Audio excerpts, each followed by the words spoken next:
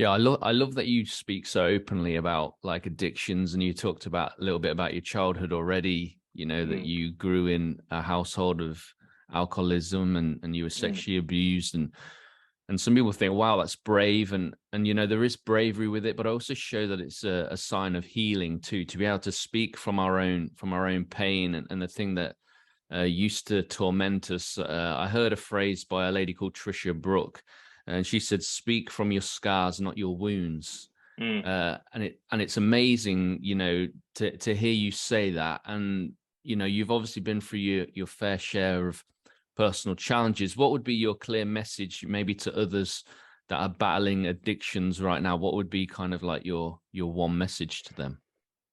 Well, if there is one message, that is ask for help, because you will never be able to do it on your own. I tried for 10 years. I've seen so many people who're struggling and trying to solve it themselves by changing work, changing girlfriend, boyfriend, geographically, you're moving, you're changing countries, and so on and so on.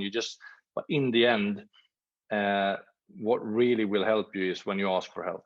You have to kind of hold your hands up and say, I can't live my life like this any longer. So you capitalize, just saying, I've had enough. Yeah. Because the addiction as such is so mentally strong. That force is stronger than any human being can handle. So you can't battle it. You can't battle your addiction. The only way to defeat it, or to get better, is to start doing new things.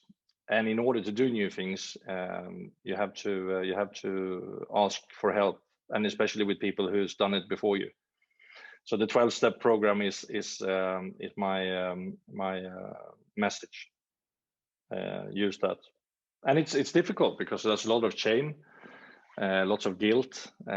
You probably lied thousands and thousands of times to your loved ones and people around you.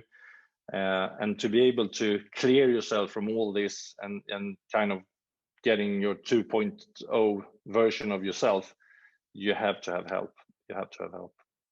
Yeah, I think like not that I can overly identify with addiction. Now I can see like certain addictive behaviors that I may have like in my life. Mm. You know, you were talking about, you know, people moving countries, changing jobs, changing relationships. You know, obviously the challenge is within, and you can't escape yourself, which is Mm. why it becomes relentless. Now, you talked about asking for help.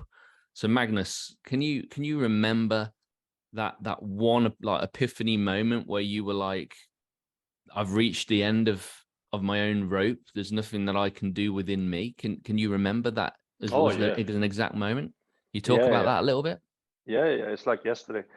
I found myself sitting on the balcony, 8 floors up, with my feet hanging outside the actual rail, and feeling good when I was looking down, 8 floors down. I mean, we're talking, I don't know, 15, 20 meters up in the air.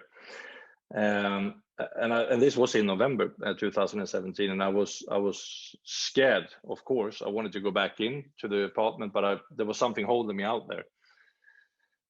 But as I made myself came in, that was the first time in my life when it just came to me: I'm done. I can't do anything from here.